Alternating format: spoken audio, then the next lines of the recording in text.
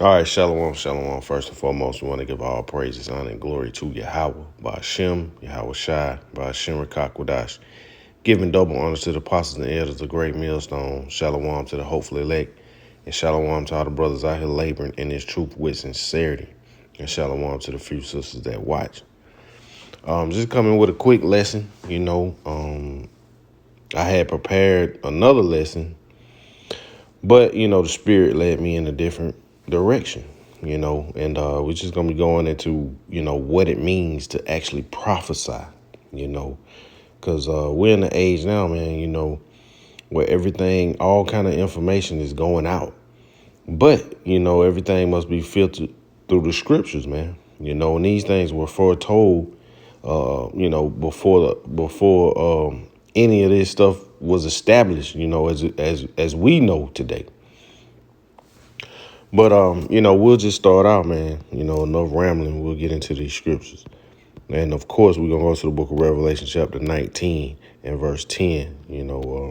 This is the spirit that all prophets should be in, man. If you're calling yourself a prophet, this is the spirit that you should be in. All right, this book of Revelation, chapter 19 and 10, it says, "And I fell at his feet to worship him, and he said unto me, See thou do it not. I am thy fellow servant, and of thy brethren that have the testimony of Yahweh Shai. Worship the Most High, for the testimony of Yahweh Shai is the spirit of prophecy."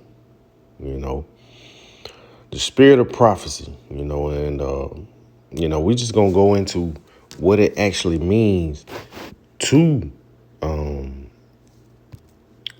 prophesy or to be in the spirit of prophecy. So we're just gonna go into a couple of words, which is gonna lead to other words, man.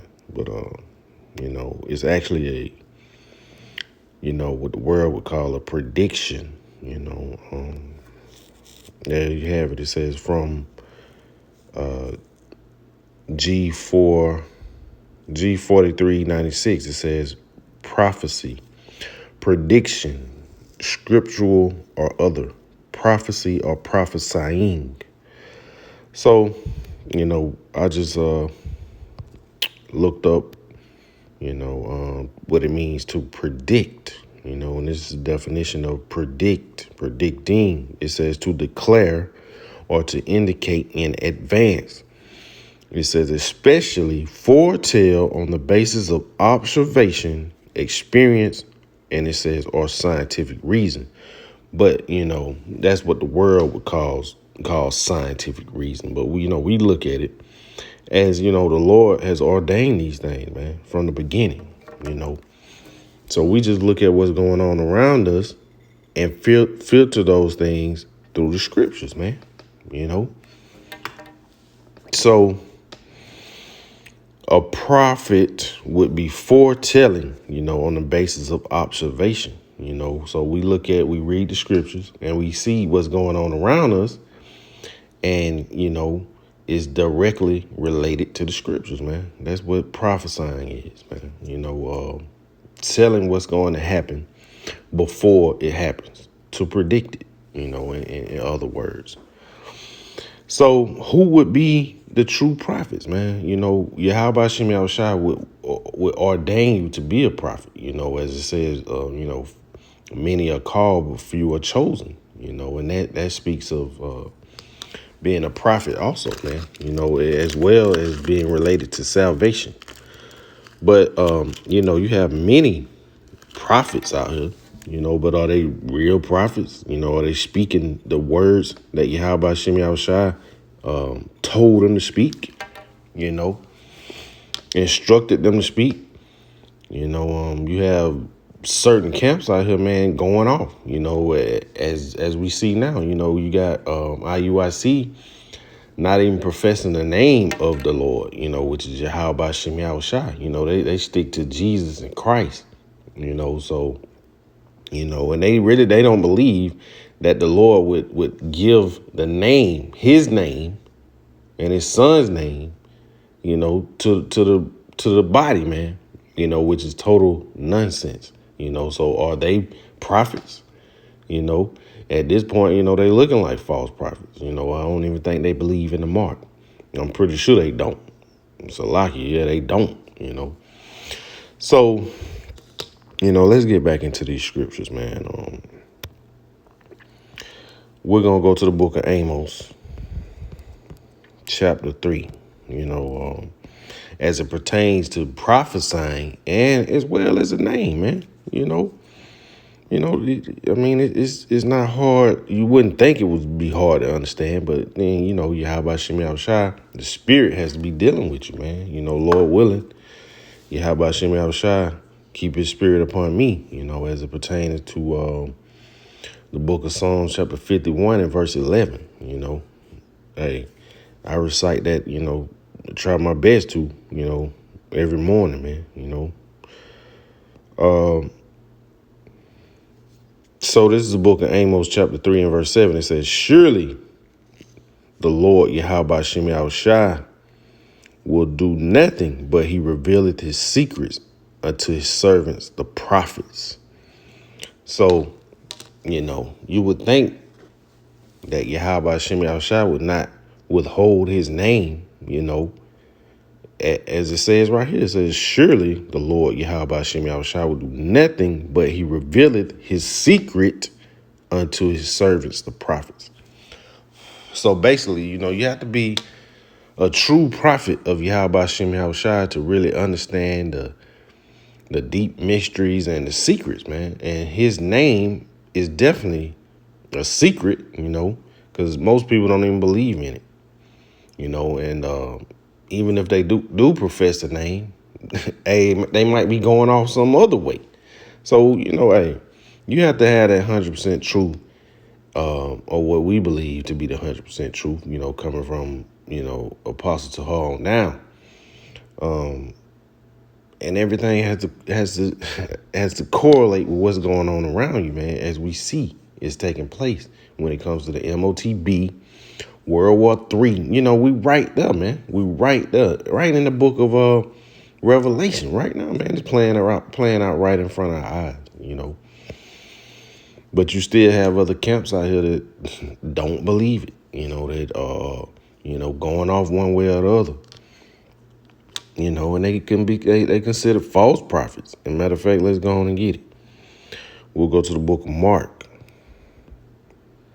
chapter 13, and verse 22. Let's see.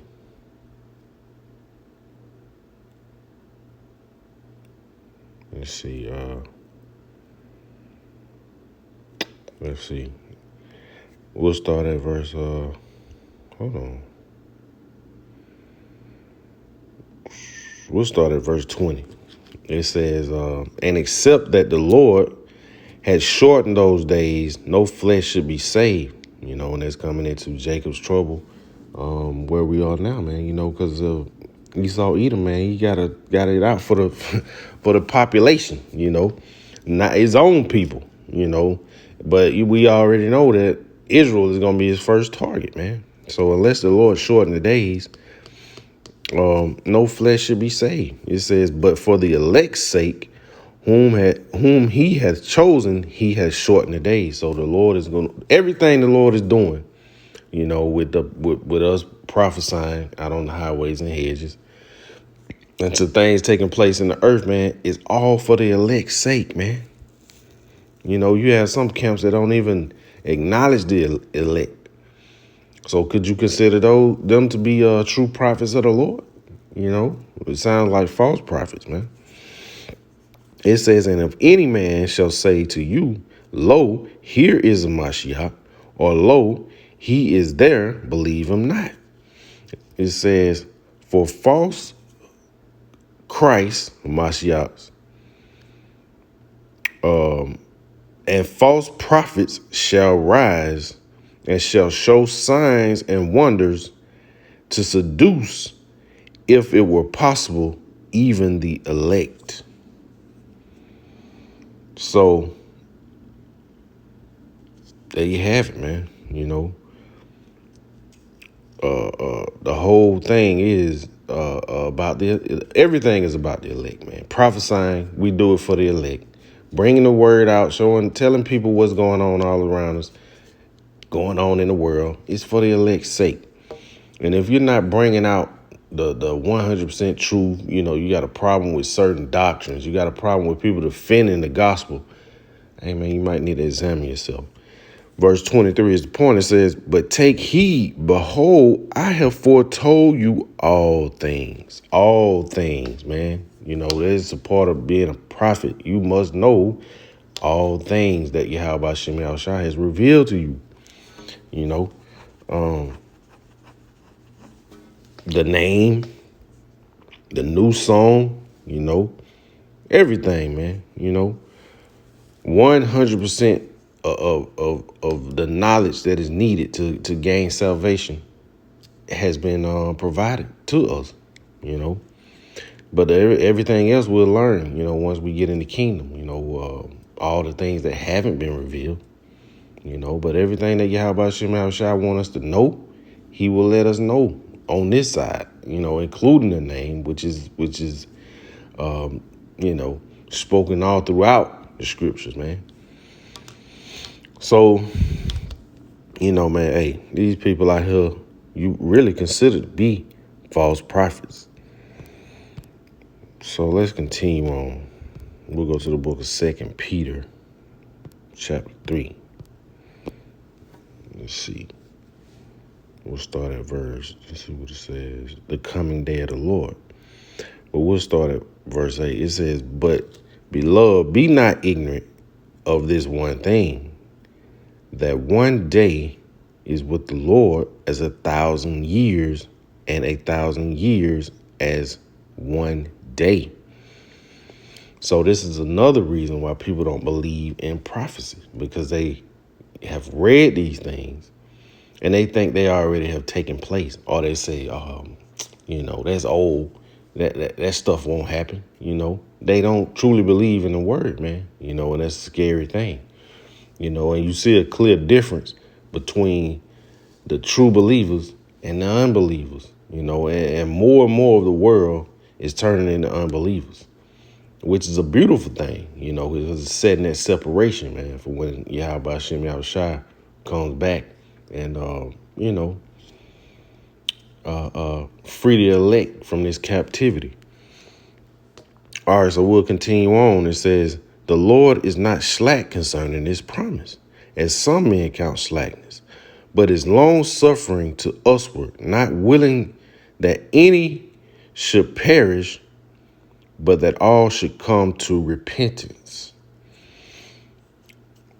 So Yahweh Shem Yahushua is long suffering, man. The elect will not perish, some will be, some will be, martyrs, some of us gonna fall victim, man, as far as, at the hands of these Edomites. But, we'll be raised up, man. We'll be raised up first. And that's a beautiful thing, man. All right, it says a new heaven and earth. It says, but the day of the Lord will come as a thief in the night, in the which the heavens shall pass away with a great noise, and the elements shall melt with fervent heat. And the earth also, the works therein that are therein, shall be burned up. It says, seeing then that all these things shall be dissolved, what manner of persons ought ye be in all holy conversation and godliness? So, a true prophet would constantly be prophesying, telling the people what's to come, first and foremost, the elect, and all the rest of the people, they just got to hear it. Will they believe it? Of course not. And some may believe it. But that doesn't mean, salvation is guaranteed to them. You got people, got camps out here that's trying to build a nation, and you see how Yahweh Shem Yahushua just took the spirit away from people. Like, used to be one body in Yahweh Shai, now it's one body Dallas, I guess. But Yahweh Shem Yahushua just snatched the spirit away from those guys, man. And now, they doing interviews with Vocab Malone. So, professing to be brothers with Vocab Malone, So, hey, man, Yahweh Shem Yahushua is not playing in these last days, man. But we must know, what our duty is, and that's to prophesy, be a prophet. Let's go back to the definition. Our duty is declare or indicate in advance, foretell on the basis of observation. And that's what we're doing. Foretelling on the basis of observation. Experience, and the world would say scientific reason, but, we see Putin making, testing nuclear weapons. America, arming up their nukes. This is scientific, so-called scientific, but, it's all written already. So is it something that these Edomites think that they're doing? Of course not, man. Yahweh Shem Yahushua is in control of all things and is putting the spirit upon these people to do these things. And we already know what's going to happen. So we can go down here. It says choose the right synonym for predict. And these are some of the synonyms for predict. It says foretell, applied to the telling of the coming of a future event by any procedure or any source of information. And our source of information is the Bible. It says seers foretold the calamity. And that's what we're doing, man. Man, it's right on point. It says to predict, forecast, prophesy. It says connotes, inspired, or we ain't doing no mystic knowledge of the future, especially as the fulfilling of divine threats or promises, And Yahweh Shem Yahushua is definitely making promises out here. They ain't threats, they promises. Prognosticate, and this is, more so of what we're doing, man. Prognosticating.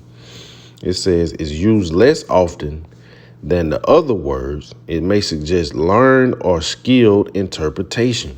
Hey, and, through the spirit and power of Yahweh Shem Yahushua, by the way of the men of GMS, from Apostle Hall on down, man, we have learned and, through research and examining things, have gained a skilled interpretation of these scriptures, man. It says, but more often it is simply a colorful substitute for predict or prophesy. So basically, same thing, just a big word for prophesying. Prognosticate,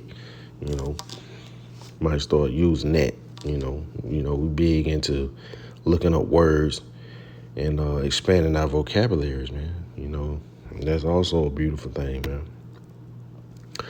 All right, so we'll get one more, I guess. We'll go to the book of Romans, chapter 8. And it's several scriptures, man, that goes into prophesying and being a prophet, the duty of prophets, and it is several more, that comes to mind. What is it? 2nd Ezra chapter 15, if I'm not mistaken. Let's see. Let's go to the book of Romans chapter 8 and verse 28.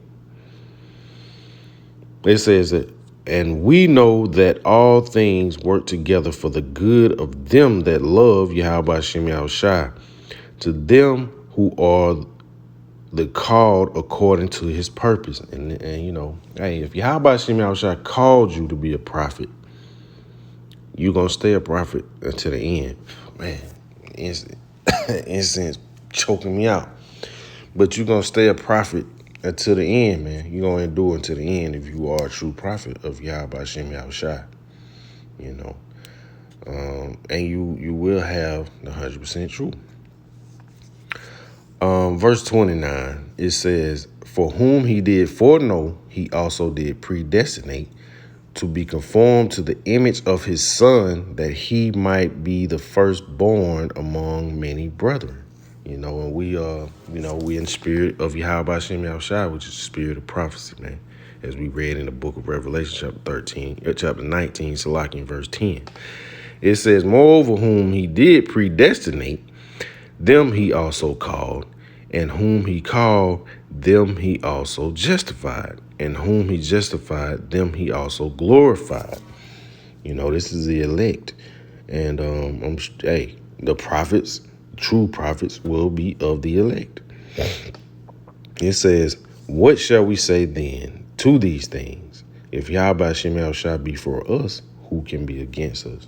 And the answer is nobody, man.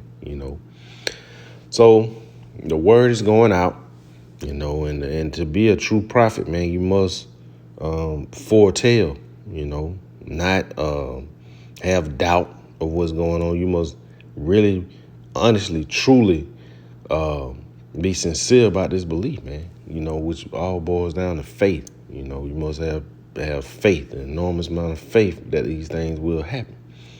That's first and foremost what you must have to be a prophet, man. But, hopefully, this lesson was edifying, but, basically, man, hey, that's what it means to prophesy, man. We just went through several definitions, and we want to constantly give all praise, honor, and glory to Yahweh, Ba'ashem, Yahushua, Ba'ashem, Rekakwadash. Shalom.